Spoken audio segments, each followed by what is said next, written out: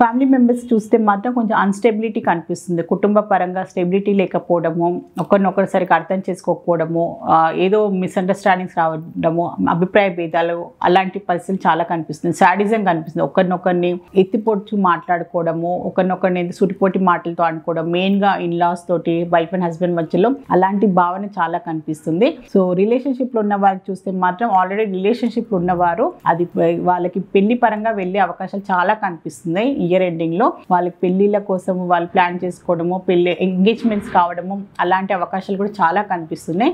ఆర్థికంగా చూసుకుంటే మాత్రం ఇప్పుడు కొన్ని విషయాలలో వాళ్ళకు అనుకూలంగా లేకపోవడం, డబ్బుకు సంబంధించిన ఇబ్బందులు అయితే కనిపిస్తున్నాయి వీరికి, ధనుసు రాశి వారికి. సో కొంచెం అన్స్టెబిలిటీ కనిపిస్తుంది. సో రావాల్సిన డబ్బు రాకపోవడము, వీళ్ళ ఖర్చుకు తగ్గట్టుగా వాళ్ళ ఉన్న ఇన్కమ్ అయినా కూడా సంపాదన సరిపోకపోవడము. హెల్త్ పరంగా చూస్తే మాత్రం ప్రయాణాలు చేసేవారు మాత్రం కొన్ని జాగ్రత్తలు బాగా తీసుకోండి.